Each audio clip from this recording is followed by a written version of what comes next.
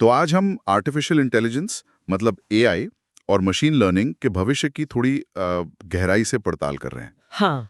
हमारे पास स्रोत के तौर पर असाइनमेंट ऑन क्लिक का एक काफी दिलचस्प लेख है। शीर्षक है मशीन लर्निंग और एआई का भविष्य। हाँ। और हमारा मकसद है कि अगले दशक में कौन से बड़े ट्रेंड्स होंगे जो इन टेक्नोलॉजीज को शक्ल देंगे और हमारे लिए इनके मायने क्या हैं ये समझे। बिल्कुल। लेख में ना 3 खास चीजों पर फोकस किया गया है। एक तो एक्सप्लेनेबल एआई, मतलब ऐसा एआई जिसके फैसले हम समझ सकें। हाँ, XAI जिसे कहते हैं। हाँ, एक्सएआई। दूसरा टाइनी एमएल, यानी छोटे डिवाइसेस पर मशीन लर्निंग। और तीसरा एआई से जुड़ी जो नैतिक चिंताएं हैं वो। हम्म। तो चलिए शुरू करते हैं एक्सप्लेनेबल एआई से। एक्सएआई लेख कहता है कि इसकी अहमियत तेजी से बढ़ रही है।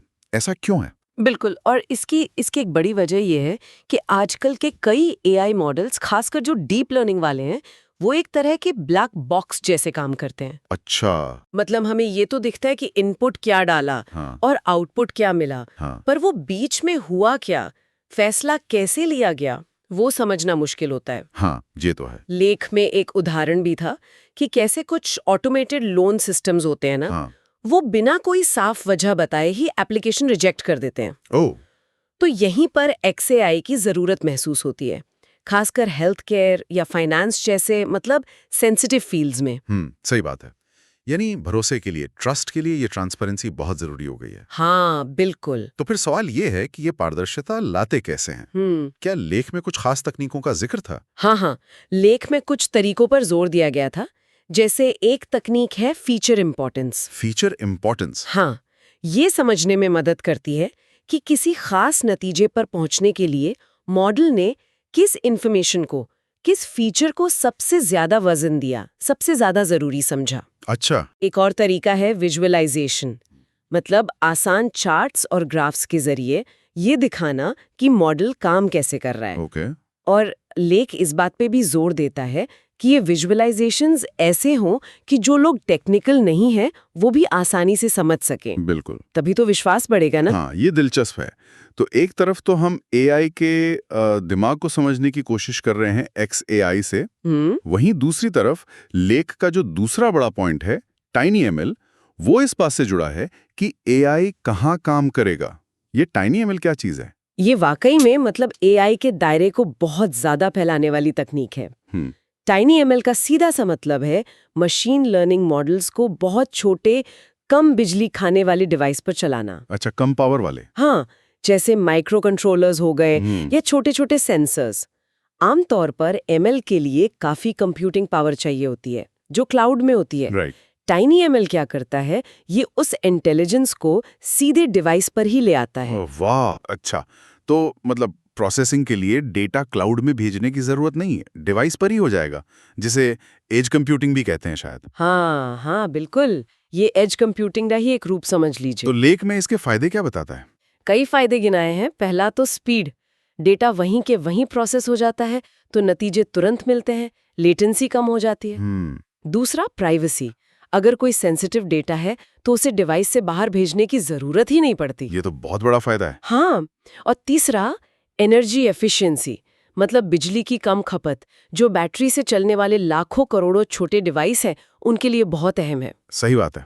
लेख में एक बड़ा अच्छा उदाहरण था कि कैसे दूर दराज के इलाकों में जो मशीनें लगी होते हैं ना, उनमें खराबी आने से पहले ही उसका अंदाजा लगाने के लिए टाइनी ML का इस्तेमाल हो रहा है। कमाल है।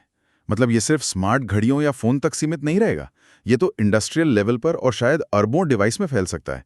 बिल्कुल बिल्कुल। लेख का इशारा यही है कि ये तकनीक AI को हमारे आसपास की लगभग हर चीज में ला सकती है।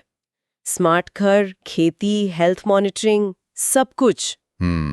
और यहीं से देखिए लेख अपने तीसरे अहम मुद्दे पर आता है, इन सब तकनीकों के इतने बड़े पैमाने पर फैलने से जुड़े जो नैतिक पहलू हैं उन पर। हाँ, ये तो जरूरी है, क्योंकि जब एआई इतने सारे फैसले खुद लेने लगेगा, वो भी सीधे डिवाइस पर टाइनी एमएल के जरिए, तो ये पक्का करना बहुत जरूरी हो जाता है कि वो निष्पक्ष हो, जिम्मेदार तरीके से काम करे। सही कहा आपने। लेख इसी बात को हाईलाइट करता है कि AI की पारदर्शिता जो हमें XAI से मिलती है, वो यहाँ और भी ज्यादा महत्वपूर्ण हो जाती है। अच्छा। क्योंकि अगर एआई को सिखाने वाला डेटा ही बायस्ड है, उसमें किसी तरह का असंतुलन है, तो एआई के फैसले भी उससे प्रभावित होंगे ना। बिल्कुल, गार्बेज इन गार्बेज आउट वाली बात। एग्जैक्टली। लेकिन इसे एक बड़ी तकनीकी चुनौती बताता है जिस पर डेवलपर्स को ध्यान देना होगा कि डेटा रिप्रेजेंटेटिव हो और एल्गोरिदम बनाते वक्त फेयरनेस यानी निष्पक्षता का ध्यान रखा जाए। और फिर वो जवाबदेही, अकाउंटेबिलिटी का सवाल भी उठता होगा। हाँ, खासकर जब फैसले डिवाइस पर ही लोकली हो रहे हों, कौन जिम्मेदार होगा? बिल्कुल। क्या लेख में इसके समाधान या कोई गाइडलाइंस की बात की गई थी? लेख में इसका जिक्र है कि दुनिया भर में इस पर काफी बहस चल रही है और नियम कायदे बनाने की कोशिशें भी जारी हैं। ये एक तरह का संतुलन बनाने की कोशिश है कि इनोवेशन भी न रुके, लेकिन ये भी पक्का हो कि टेक्नोलॉजी का गलत इस्तेमाल ना हो। लेख कहता है कि इसके लिए कंप्यूटर साइंटिस्ट, पॉलिसी मेकर्स और समाज के अलग अलग लोगों को मिलकर काम करना होगा, और यहाँ भी पारदर्शिता ही जवाबदेही तय करने में मदद करती है। तो कुल मिलाकर अगर हम देखें, असाइनमेंट.क्लिक के इस लेख से हमें समझा कि एआई और मशीन लर्निंग का भविष्य 3 मुख्य पिलर्स पर टिका है। हाँ। एक तो पारदर्शिता, ट्रांसपेरेंसी, जो एक्सप्लेनेबल एआई से आएगी। दूसरी एफिशिएंसी और पहुंच, जो टाइनीएमएल के जरिए मिलेगी। सही। और इन सब के साथ जुड़ी जिम्मेदारियां, नैतिकता, यही ट्रेंड्स तय करेंगे कि ये पावरफुल तकनीकें हमारी जिंदगी का हिस्सा कैसे बनेगी। बिल्कुल।